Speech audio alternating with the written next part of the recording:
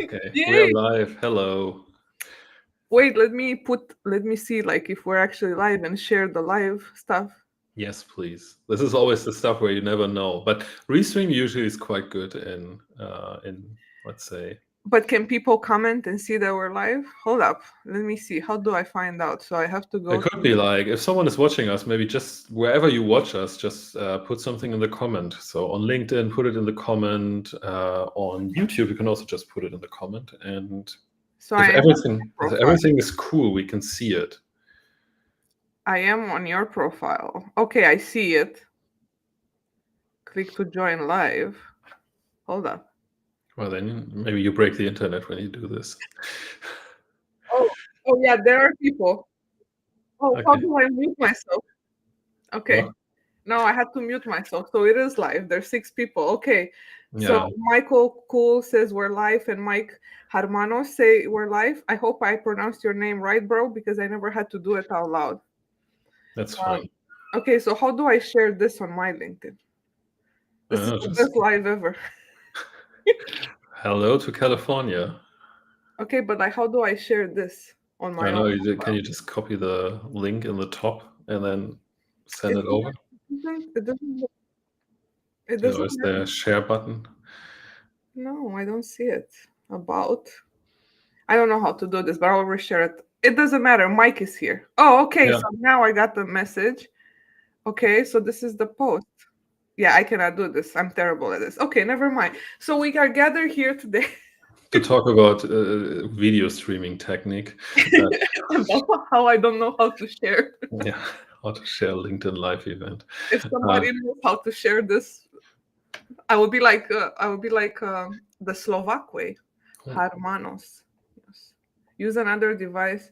Yeah, I mean, I know. Thank you, Michael. It's just that me and Timo spent so much time preparing for this that we were focused so much on what we're gonna say that we forgot about the technical aspects of this. But it's okay. We are It's live. actually a better version to just say that we are super tired because we had very stressful days. No, but I think it's completely right. So when I was doing more live stream, I usually had my iPad with me and I was looking at there. So yeah. That's so smart because I can never share it from my phone. Mhm. But now, seriously though, we We want okay. to talk about We analytics want and to. growth. Yeah. Yeah. So I was I mean, by the time were like at some point of this life, you'll understand why me and Timo speak so much. But what we Yes. were doing is basically just like talking about the fact that we both kind of feel like the analytics industry or the analytics function, as it can be seen generally, is kind of limited to just the technical part or the infrastructure, or it's kind of like it's not part of the business. And I think that's why a lot of people that work in this industry have issues with getting stakeholder buy-in, or getting projects over the finish line, because what we do sometimes as analysts is very, very removed from the business. But I was talking to Timo that sometimes it's kind of like I don't feel that, because I come from a product background, I come from a growth background, and then he does the same. And it's kind of like, so is basically data just a growth function? Was it always a growth function? Is it just something now? Discuss. Chat. Discuss it. This is the big, yeah, no. I mean, yeah, happy. Like everyone who has some kind of ideas, please put them in the chat. So we're happy to bring in your voices here as well. Yeah, no, I think the interesting thing. So it came off a discussion that we had in a Slack channel, like the two of us, where you at some point just said, well, "Are we not all growth?" Because like I think we were always trying, because both of us have backgrounds in other parts. So I mean, Juliana basically has a background everywhere. Yes. So, it's like I just have a background in product and engineering. But in the end, so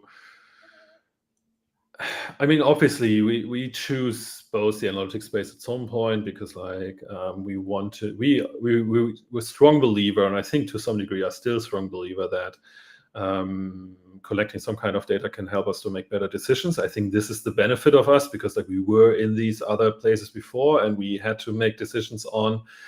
Wait a second, for product features, we can just look into what our competitors are building and we can just do that. So this is my origin story, where when I was a product person ages ago,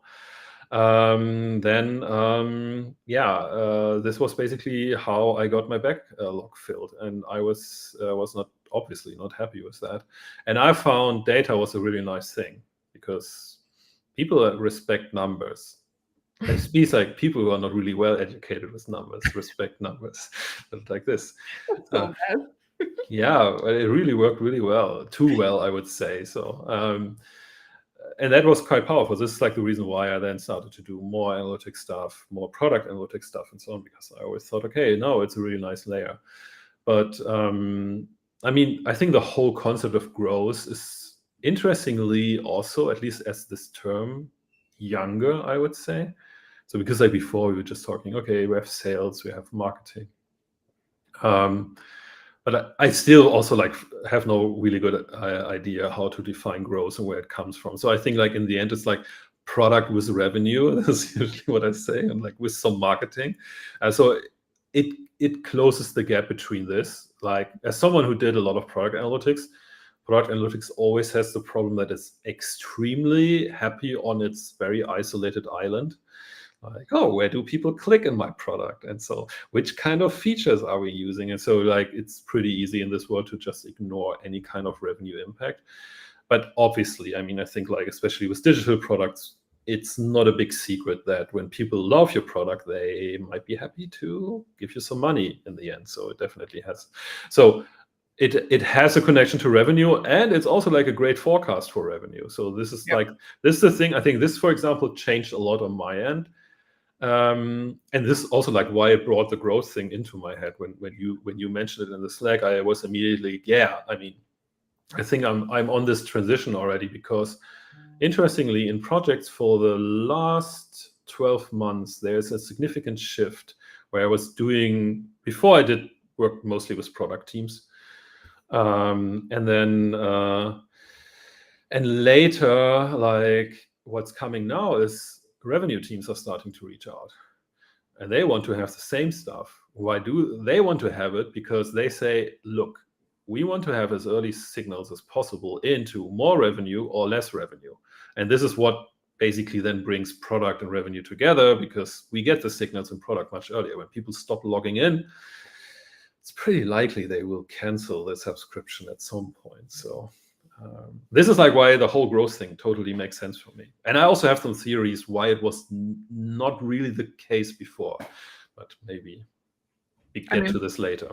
for me, it was that, as you know, and some of you know that are here, that I started in sales and I started like in product marketing, and I wasn't kind of like measured as a professional on how accurate my predictions are or how accurate my dashboards were or like my data. I was accurate on how much I was selling and how many leads I was closing. Right. And like for me, it kind of always has been close to the revenue and being like, a revenue function. So when I switched to analytics only 3 years ago, and I had my first analytics role and I was doing just analytics and implementation, I mean, I was trying to because I was mediocre at it. Uh, I couldn't feel like I fit in. Like I felt like I still need to do something. I need to change something on this page, or like use my CRO experience, or kind of like try to talk to the stakeholders or back to the business, because I'm used to being kind of like in the business of it. So now, like reflecting on the last 3 years, it's just kind of like everything that I say or do or I am about, it's kind of close again to the revenue. And if it's when I make recommendations to businesses in general, like if it's not gonna change revenue or profit, I don't touch it. I don't speak about it. And I'm teaching a course right now, and the first lesson that and the course is business models and unit economics. So yes, Mike, because he said the value of unit economics, it's pretty much the same. Like you need to understand how your company is set up to make money, and you need to align your analytics work and data work to that part of the business.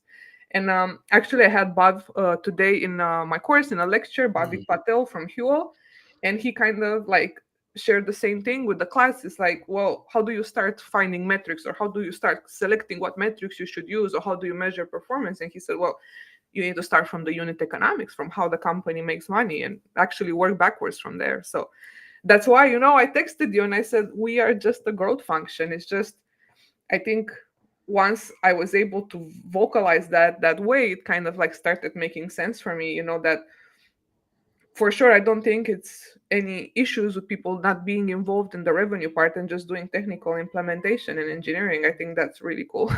And I wish, because you guys are more sane than us. I think people that kind of like are more inclined to the business and revenue part were just a bit more like crazy and all over the place. I don't know what you think. I feel like I am crazy. It's definitely a different world out there. I think one thing that when we were starting to discuss about this, I was because like you were like maybe we were always part. Let's say analytics was always part of the growth function, Mhm. and I was like, okay, is that actually true? And if not, because like I mean, when you talk to, I mean, one difference, for example, is like when we say analytics, in this case, we mean classical digital analytics, which then breaks down into marketing analytics or product analytics. So this is already creating a problem because like when you go into a room with, let's say, classic data people, BI people, analytics engineers, data engineers, you say analytics, they have a completely different idea about Yeah. analytics. So they, of course, for them, revenue is always like the core because like this is how most of the BI function is built off. But they have no idea of the other stuff that's happening before. So yeah, Michael is right. So those who can span both definitely have superpowers. Yeah. But it's definitely not. I mean, it's quite hard to do. And so I was thinking about, okay, when we take the classic marketing or product analytics space, and was it always part of a growth function? I think one problem that the space has historically, and I think this is still a little bit present there. At least, like I still hear people mentioning this. I would say a bit too often is so. I mean, okay, you will recognize my age when I can tell, look, I worked with the Google Classic. So when it flipped from Urchin into Google, I was doing the first implementations with that. So therefore, and this time, obviously, it was quite cool. So we could now, for example, get visibility into our digital products. Yeah. And then, so we showed it to management. Everyone's like, that's cool. But what about sales? I mean, obviously, the first question. So like, oh yeah, it has a function too. I'm not really sure if it was immediately present in the initial GA Classic, but it came pretty quickly that you had a property that you could fill up with revenue. So everyone super happy was filling, at least myself, was filling it up with some revenue values, and then proudly presented to the management team like, look, now we can see, look, people coming to the website, and here's what makes sales. And then someone from the finance team is like, yeah, the number's wrong. So like, it doesn't make sense. We make a lot more than this. I mean, everyone who is in digital analytics knows the problem. I mean, it's a common problem. Like the browser is not capable of measuring exactly. So it's just that technically not possible to do.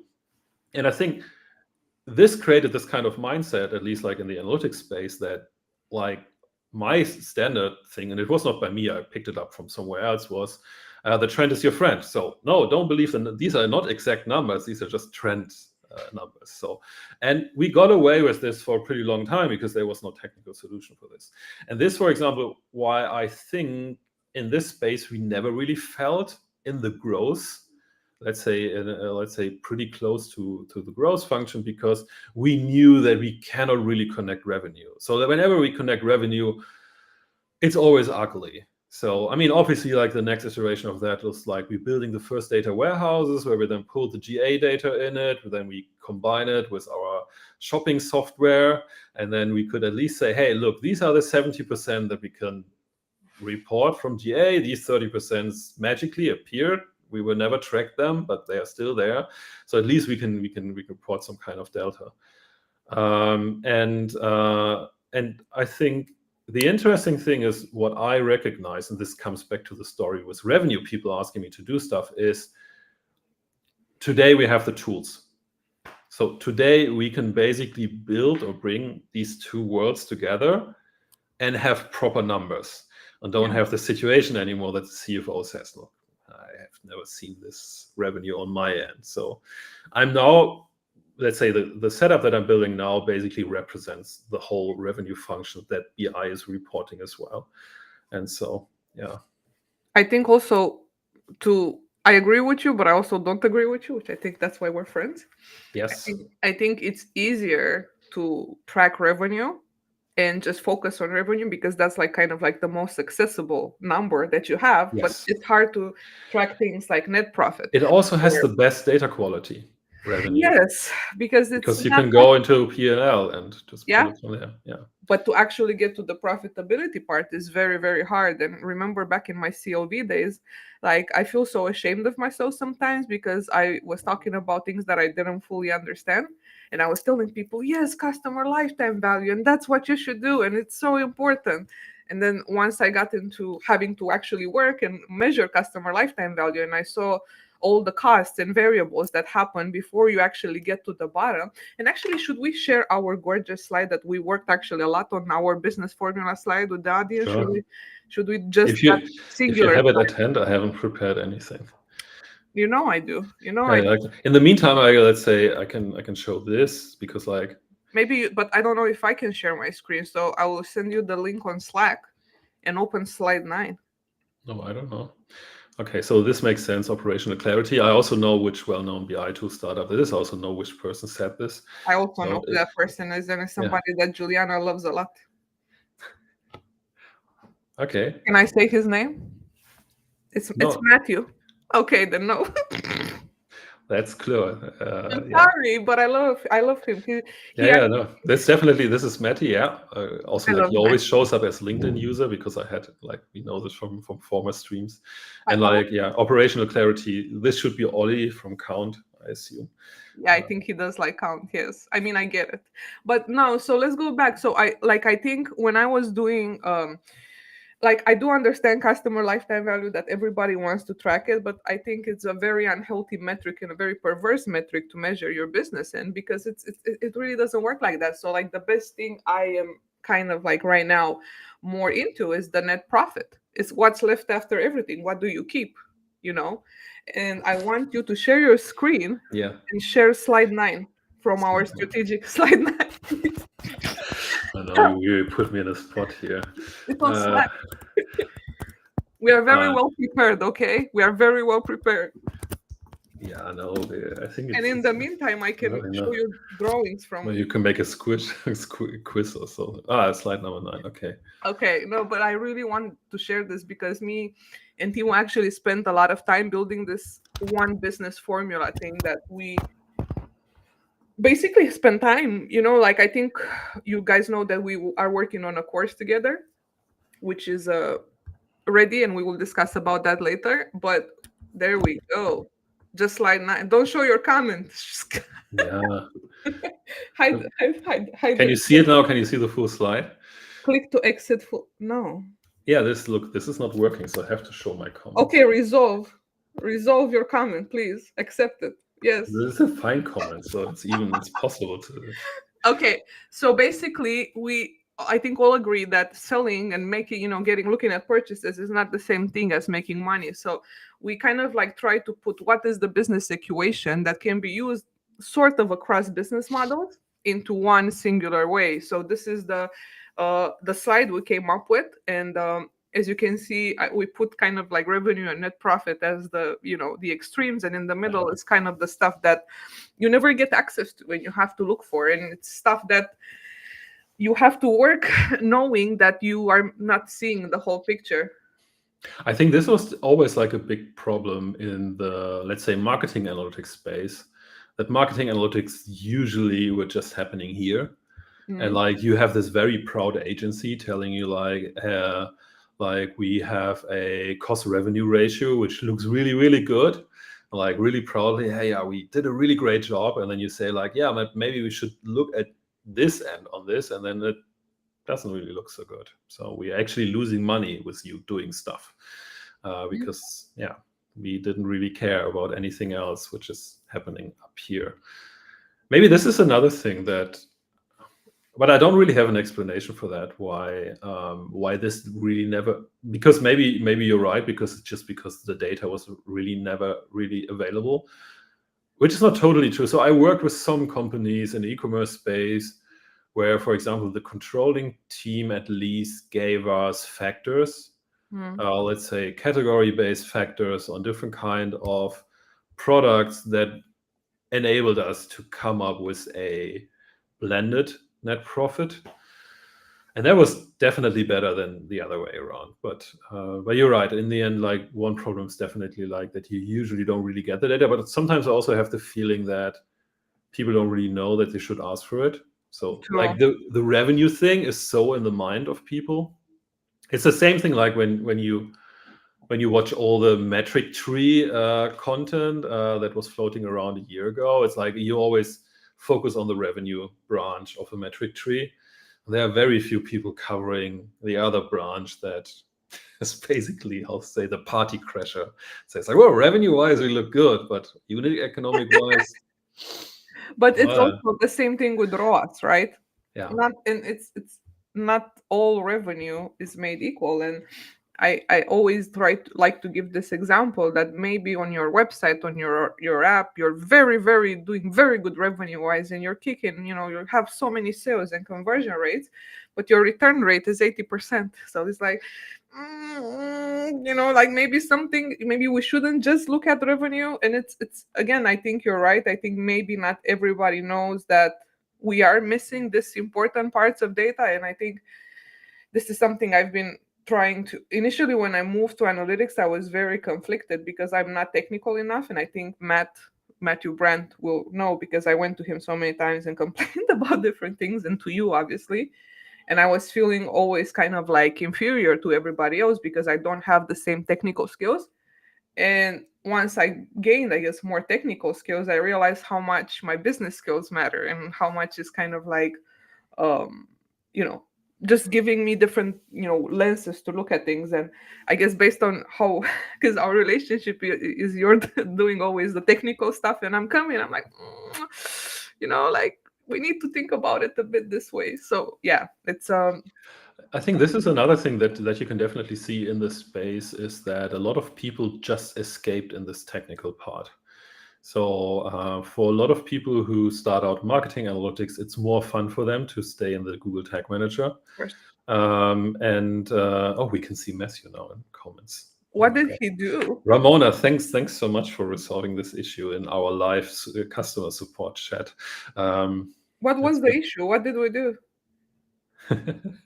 No, Ramona shared something that you can do. I think it's a visibility setting that you have changed. Anyway, so I think this is another thing. Like a lot of people, also like when you go to classic analytical events, at least like in Europe, you will see a lot of technical talks. You will still see. Hold up. Is Ramona Romanian by any chance? Ramona, am I still good at this? Am I still good at telling the fact that you're Romanian? Based on, yes, you are Romanian. Problem solved.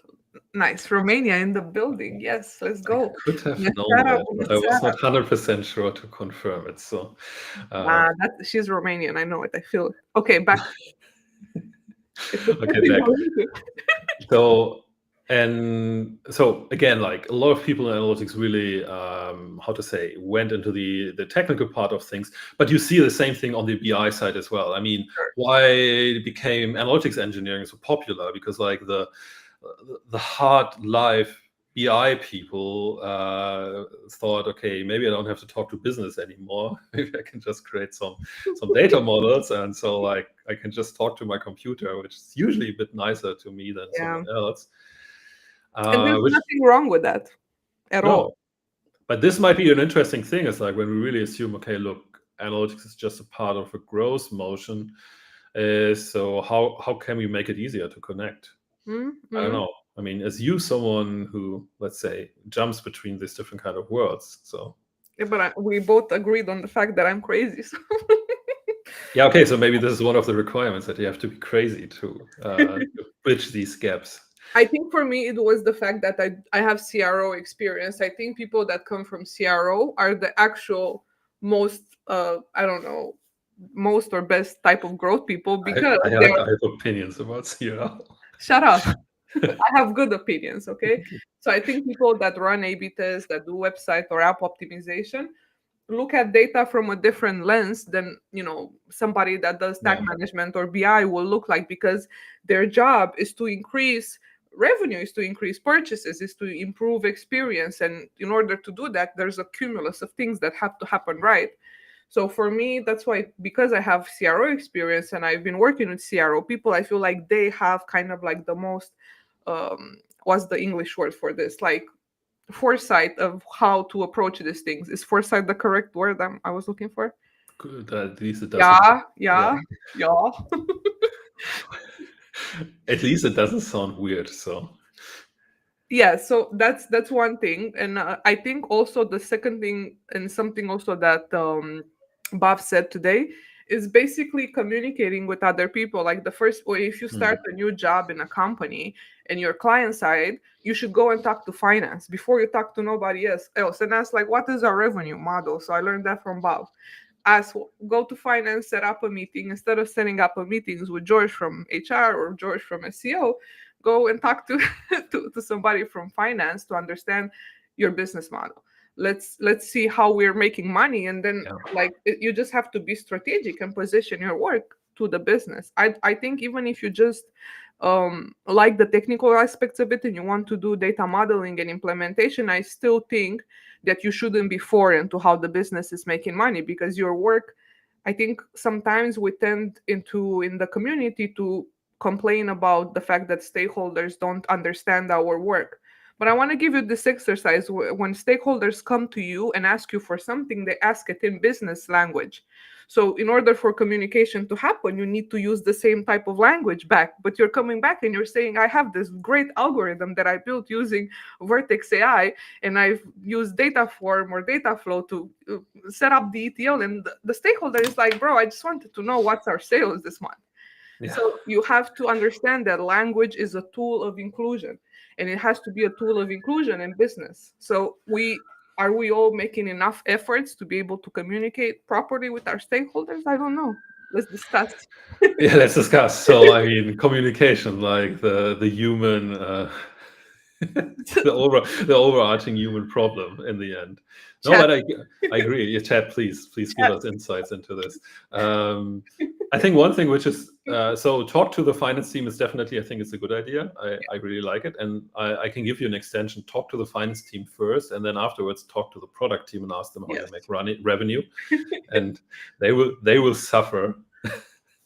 um, yeah, Boom. so they will suffer a lot. Yeah, I like what Matty's saying here. And So also Marco is making good points, especially yes, when he agrees with me. yeah, of course, yeah. I will add it here as Put well. Marco on the screen too, because I love his content and he's a great person. Let's put Oh yeah, Marco. 100%. So if Yes, you there really you look go. into combination between search engine and analytics, so Yes. you should definitely Good. check it out. Good.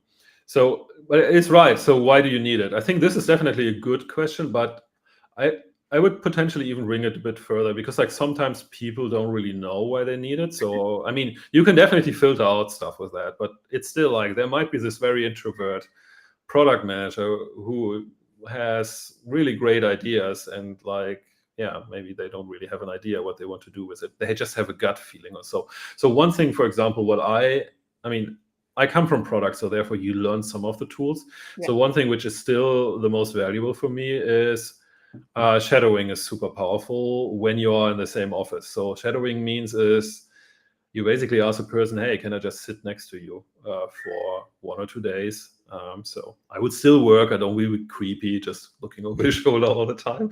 I mean, this format also exists, but then it's a bit different. But still, like you just, I mean, you just sit with the marketing team. Or I mean, in a virtual setup, it might be a bit harder there, but in the end, it means like you join the marketing channel, you join all the calls, you join all the calls that they have, all of them. Because the one Customer nice, support too. You need what? to do customer support. Remember when I was at CX? Yeah, no, 100%. I mean, Remember when I was at CXL and you came on the chat once on yes, the I know. customer, and I was there and you were like, Whoa, what you doing there? Yeah, that's true.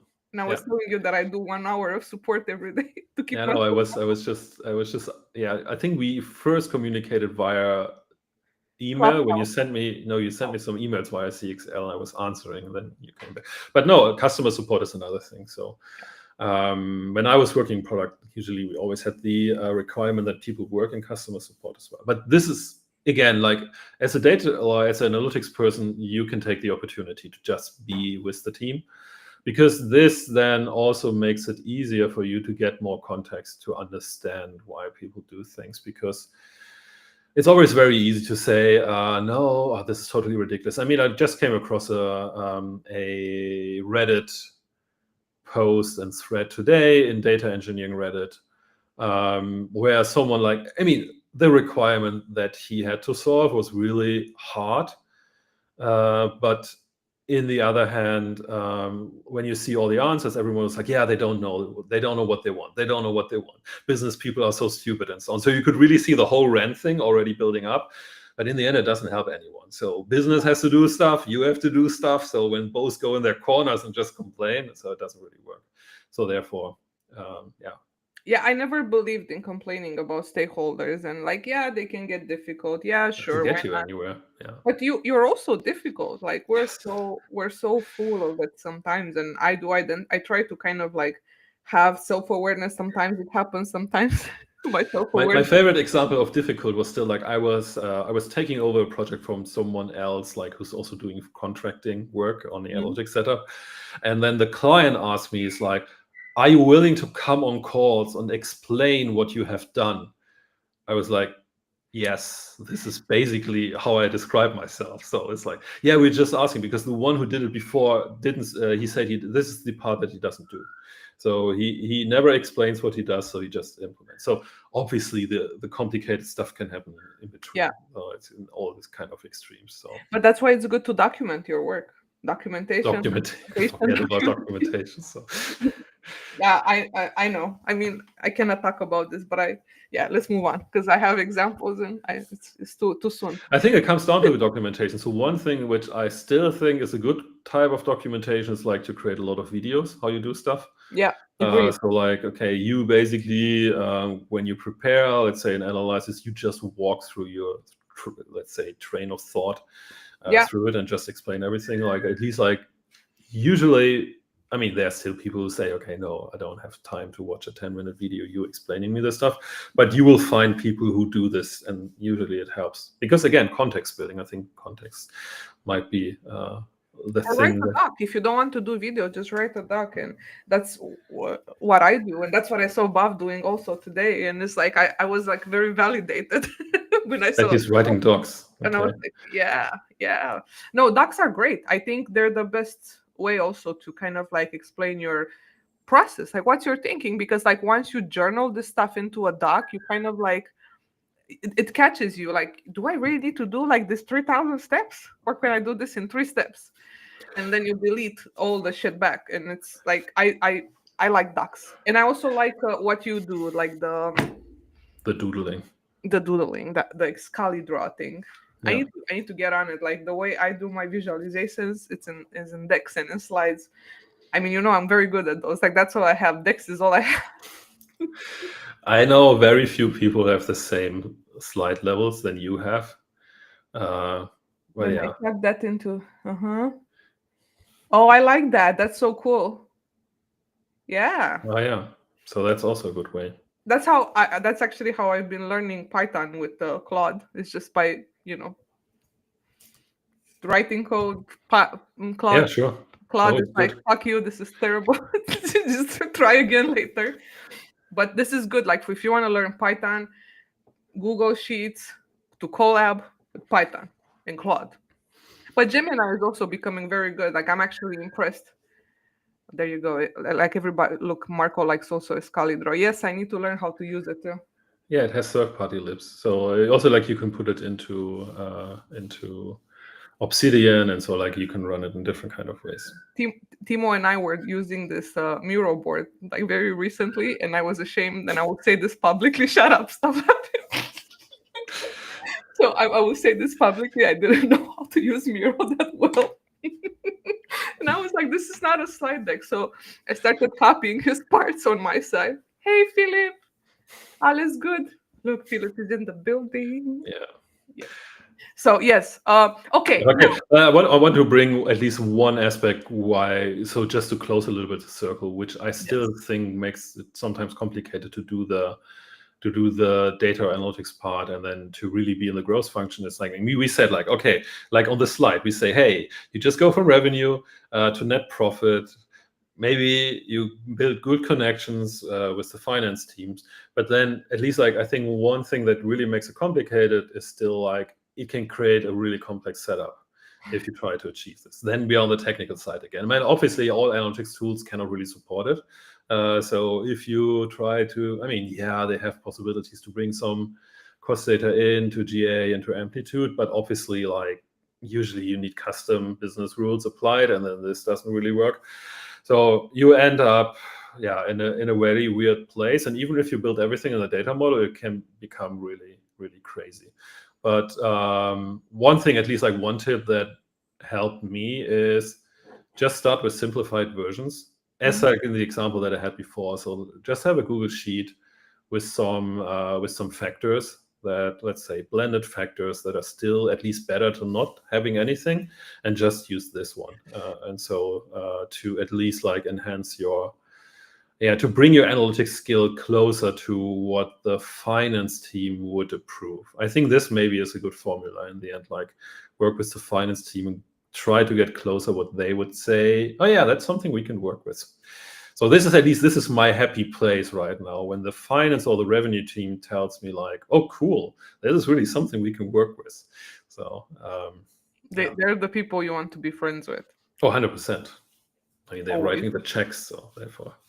Yes, and they would know. I think for me, the best platform that I use that gave me a bit of insight into shipping, into fulfillment, into acquisition cost was Shopify. It's like, this is the, like, if you have Shopify and if your store is on Shopify and you know, like, use that data combined with your behavioral data, then I think that's kind of like the closest I was able to get to some stuff in the customer lifetime value. And but you still don't have the cost to serve there, you still don't have the costs of, you know, goods. You have some costs, but at least it's something. It depends on Shopify setup. Yeah. So there are some you can enrich Shopify with it, but yeah, obviously this is not the basic Shopify setup. Yeah. And also, like, if you think about acquisition cost, it's such a hard thing to measure. It's like one of the hardest things, I think, to measure. And you cannot look at COV without acquisition cost, because both of them live together. Yeah.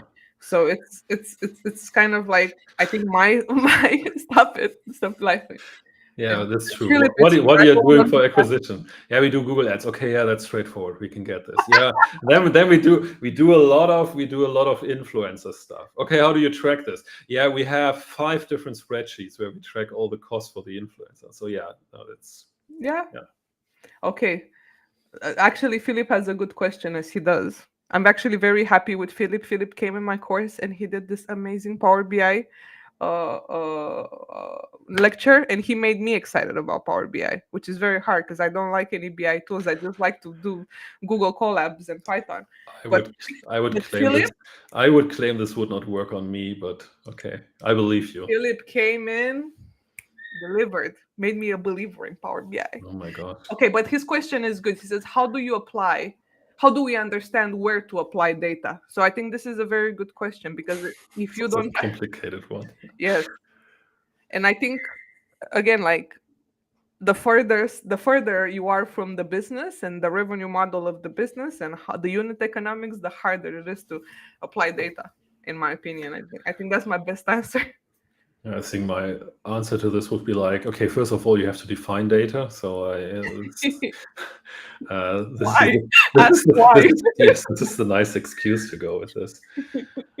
I mean, I think one thing which will become potentially more interesting the further we go into the whole Gen AI rabbit holes is that context for specific things becomes super important, and then obviously data is a part of the context.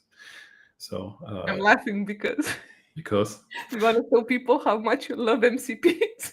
Yeah. I'm sorry. Stop. I think MCPs are just a fluke that will stay on for 8 months and then. You mean to tell me that there's no such thing as conversational analytics? Stop it. Let's stop. Okay. So why are we here? So what? Let's start.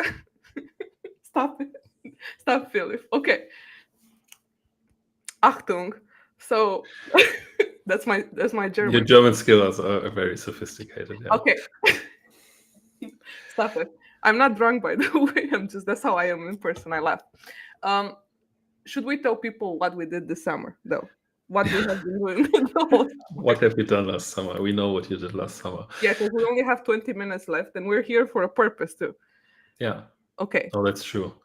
Oh, what we did is like, so I think we were bouncing back and forth with a lot of stuff for over the last, I don't know, 12 months, 16 months, and so on. I think one thing that made it more, let's say, brought it more to the point, what we already mentioned is like, so we were starting to work on a course that we call strategic analytics, which is trying to give the foundation that we just mentioned. So like, it's these people who start out in marketing analytics and product analytics, started out there, but then think, okay, maybe I should really more understand the underlying concept, how a business is working. So this is something that we are trying to cover in this. And so, but we were how to say. Okay, sorry, I just have to put this on without comment because I 100% agree. That's why I was smirking too. Yeah. So, but I think in the end, like, this developed further. So we thought, okay, that's great. We can definitely do this. This can also like create some value for some people. But I mean, one thing that both of us always experience, like we talk to a lot of people beside that. So like, because we are publicly visible, people reach out to us and ask us questions, like we did as well. Like we reach out and ask questions. So, but what always comes up is like that we thought, okay, yeah, it's nice to make a course, but also like maybe we should even create a place where it makes it easier to do these things. And I think a lot of things triggered this to some degree. I think one thing is like, and then since people joining us from LinkedIn, is the decline of LinkedIn as a room for sharing questions and ideas and brainstorming. So I mean, it's like this is natural. So I don't complain about this. This is a natural thing that happens on all social networks. That it's just a maturity stage. At some point, you lose this space where you can just bounce back to different kind of ideas. But for example, I learned, like, for example, Matty, I think via LinkedIn mostly. We also shared a lot of stuff on LinkedIn, did stuff. Okay, Philip and I know each other from Berlin, but like I met a lot of people where I could bounce back some kind of ideas there. So, and we felt, okay, this kind of space is missing. So this was something that I was not really happy about. And so in the end, like, the crazy idea formed in the place where we say, okay, why can't we bring it all together? And so, and what we want to try in the next months is like, we want to try a new platform that has the wonderful name of L+. So it took a long time to brainstorm on this. It also has a background story that we will tell at some point. Yes. And so at the end, what it is like, it's basically a combination of the nice place, like something like Reddit, where you at least like one thing, like we tried Slack communities all before. The one thing that drives everyone crazy in the Slack community is like, it always feels like things are happening somewhere and you just miss it and then you never can get it back. And so we want to have something which is more permanent. And so Reddit is a great place for this. So I would say I never spent so much time on Reddit like in the last 6 months. Me too. I'm ashamed to show my phone. And so and this is like what we're trying to do. So what we want to try to do is like to build a place that feels like Reddit. It's not Reddit. We don't want to do it on Reddit because like we wanted to have something. Yeah, right. Ramona, I also know via LinkedIn or via. Bye, Philip. Auf Wiedersehen. So we want to create a place where we want to open up these exchanges again. So obviously it's a closed space. We don't want to have it open because we want to have a safe space where people can ask these questions like, honestly, I still don't get it with this net profit. So can please someone walk me through this? And we want to combine this with the stuff that we both love to do. And it's like teach things aside. So like, at least like in the first time, we will always run some cohorts on this where we take a specific topic. So for example, in September, I will kick off with this thing that I do in my book. So I would just, when you join, I would just walk you through a cohort, how to build better tracking plans that don't consist of 200 events or other things. So this is the basic idea. So I can quickly share a little bit what we Yes. do. And so I have to find. Do you want me to send you the link again? No. I have the link. So we even built. So I even build it myself. So which is on one part a nice experience. On the other part, it's so great that this stuff doesn't work that you can sign up. So because my build pipeline failed today at lunch. So because I had to bring a fix in. So technically it would work, but it doesn't really sync anyway. So we basically built our own Reddit for this whole thing. We will run the whole cohorts in there. So there will be videos. So there will be daily posts for a specific topic like this event data tracking plan will run through in September. We make the whole thing very accessible. So this will be not, hey, we are Reforge and we charge you $3,000 a year. So this will be in Netflix territory. So because we want to make it as very accessible as possible. There will be also like a wait list now because the other stuff is not working. So I have to set up a tally. Sorry, Juliana, you created a really nice landing page that I could also have showed off. But the big idea behind this is like, yes, it's nice when we teach some things. Both of us love to do these things, so we would definitely continue. But the major important thing for us is we like to create this one space where we can do these deep dives on stuff. I think this was the thing that always drove me crazy when I was doing only consulting, that I always felt, okay, I'm just scratching on the surface. So I'm just doing this. And it improved a lot when I took the liberty to say, okay, I'm just doing 3 days consulting and 2 days deep dives to really go into, hey, how to build a tracking plan that actually works, how to build metrics that actually work, and something like this. So we want to create this kind of space to ignite everything again. And this is also like where the growth discussion come from, because we said this is not just another analytics space. So this is a space for people who want to grow products, want to grow services, want to understand the whole thing, or want to grow plants to some degree, because you can track them as well if you want to, which I tried. It's quite an effort to do. So that's the basic idea. It's not the only reason why we kicked this whole thing off today, but we thought, okay, it's a nice combination between one thing we were discussing already internally, and we saying, okay, let's bring it out in the world. Like how it sounds internally. What? No, I like how internally sound. But I think also like what Alt Plus is basically an alternative. Like we don't want to have a place where you just create content and you're gonna read our blog articles or blog posts. Like you can do those already because we both of us produce a lot of content. But for me, it's kind of like a combination between Stack Overflow and Reddit. And I really, really liked Stack Overflow.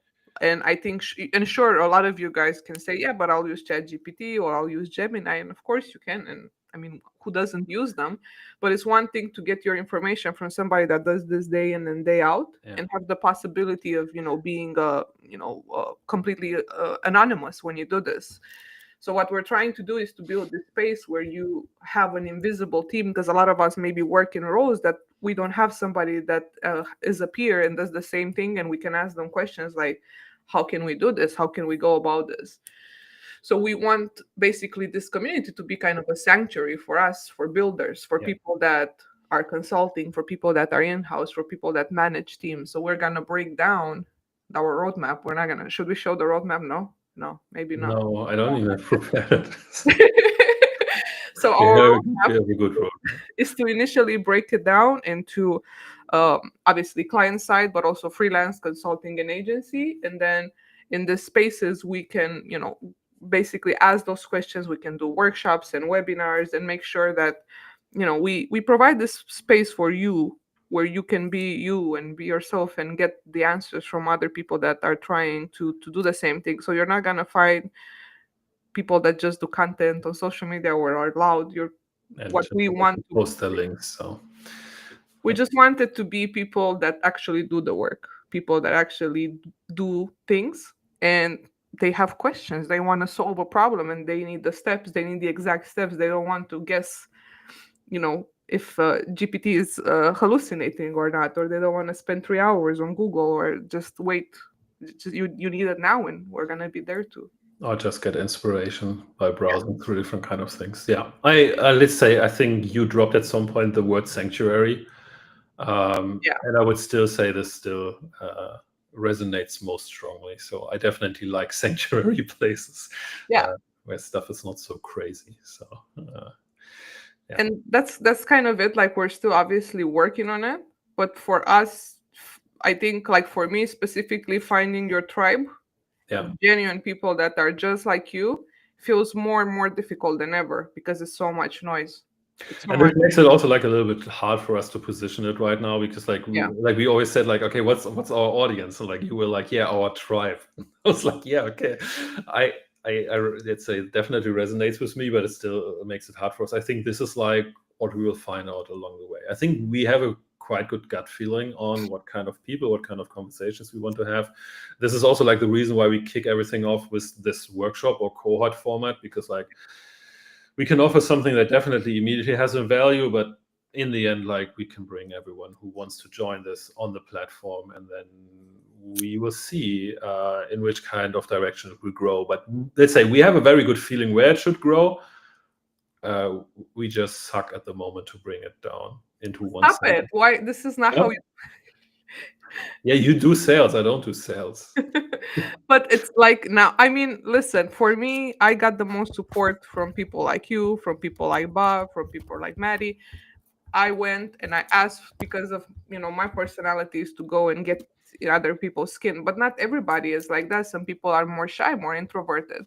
But it's very hard to find. I mean, there's of course a lot of channels you can do this, but if you are like kind of like more introverted person, you prefer a more curated experience, you prefer a more protected experience, and that's Yeah. why we're not gonna make this public, we're just gonna make it private. And actually like what Matthew said, it's just exactly operators, really.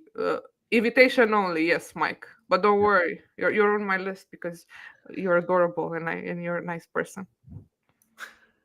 You see, I suck at this because I'm giving And everything for free to people. Yeah, just yeah, very good. Yeah, it's just invitational. Just talk to Juliana and make her, let's say, make her feel bad, and so she will just give out invitation like no. yeah. But yes, it will be invitation only for sure. And we will select we're still talking about this, but to select some founding members, Mm. which are people that influence both me and Timo. I was about to say Philip.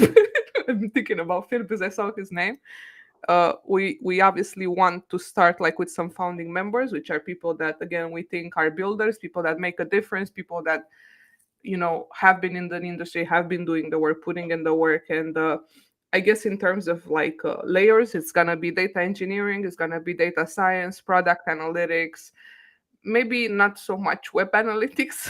Maybe let's see. Of course, it will be there, but I'm thinking mostly kind of like into the data engineering, data science, software development, Yeah, product. but also like then product growth, Yeah, exactly. marketing. SEO for sure, SEO and CRO, and yeah. Yeah.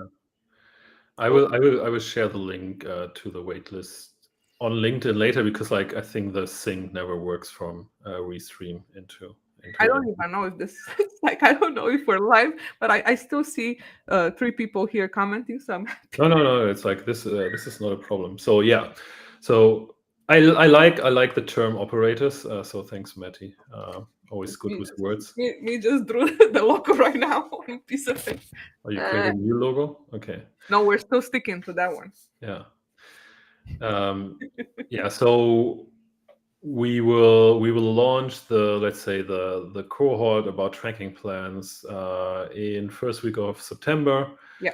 This will also be a nice experience because also like it's an easy one. I mean, I talked so much about this topic, so I don't really have to prepare a lot. But we will have other topics. So obviously, we will also ask what kind of topics you want us to cover. So Things like attribution for sure. Things like business models and unit economics, yeah, storytelling, data analysis, and obviously data science is going to be a big pipe part. analytics, GA4. NTPs. Stop it. I cannot make any more jokes about GA4. Today was a bad day for me. So let's not talk about GA4 anymore. No, But I have to. So I could do a really solid cohort on vibe analytics. And I'm serious about this, so this is not just a joke. So I did a lot of stuff in the last months with that. Anyway, so we will see where this all going. But So tell us the process. So people will join the wait list, right? And then they're able to access the community. When are we gonna be live with the community, with the platform, Timo? When? but the build pipeline works again. No, I mean obviously the plan is to keep it live in the first week of September. So Yeah. because then we want to kick everything off. No, attribution is not dead. Attribution is never dead. So as long as someone says the name, it's like Beetlejuice. So it's like as long as someone says 3 times attribution in a meeting, it's still alive. But yeah, that's what we've been doing all summer. We were thinking about you guys. That's kind of it. Yeah. And yeah, like as I said, we have like a very good feeling that this will help a lot of people, and we're stop it with the comments because you're making me laugh. AI janitor. I think that's gonna happen. Data janitor, stop it. So it's like it's too late for me to be serious and professional right now. I'm tired. No, It's that's been completely fine. I've been on this chair for 8 hours or now. So yes. No, I think again we both have a very good feeling about this. And one thing that I mean, we're very different in many ways because I got messages like, you and Timo, like you're so different. I'm like, yeah, sure, but not really. But sure. And We I have think overlaps. we have over uh okay, the comments, I have 2 ADHD for this. But what I'm trying to say is that we are very positive that this is gonna do good for the community, and we both like to teach people and mentor people, and we also want to obviously work with other people that have the same interest and help us as well and on their own to maybe do different webinars and workshops and courses for the community. So it's not just gonna be me and Timo being super opinionated, that too, but it's not just it's not gonna be just us. And yeah, that's it. I mean, we will share the link for the wait list, and I hope we get to see you guys there. And invitation only, and maybe some of you will get invitations from me and Timo. We shall see in the next episode of Dragon Ball Z. Oh my gosh. The easiest way that people hate you very quickly is. But that's my favorite way, To have a door and just yeah, it's like, okay, can you make the door? Bounce out like the Kool-Aid man. Yeah, But no, yeah. So we will share the link. Thanks for joining and hanging out with us. I think yeah, we should do this more often and maybe more organized. And no, the beauty of life is that you're not organized. I'm gonna let you wrap this up because for me it's gonna take 3 hours. I'm gonna start finding other things to say. So okay. So no, again, like I will put the link into LinkedIn where the event was, so you all get a notification, I assume. can If you you do like a Fusion thing so I can make a LinkedIn post with Fusion? By Pigeon. I have those relationships. They No. are just filming the new Harry Potter series at the moment, so maybe we can borrow some pigeons there. Yeah, no, it's like I will share it. We'll keep posting on it on LinkedIn, so you will know when it is. And so and again, like if you really want to clean up your event tracking plan, then it's a good start in September. And I will walk you through a hard program there. Yes, and I've seen it, and it's not. Yeah, it's good luck. But yeah, no, it's cool, and let's wrap it up because I don't know how to end this up. So, thank you for. Thanks for joining. Thanks for all the comments. Yes. As always, great stuff. Great comments. Great. Wiedersehen, choose la revedere for Romanians, and zdrava for for for the Balkan people. And hi for the Danish and Swedish ones. Yes. Oh yes, and hey doa. Hey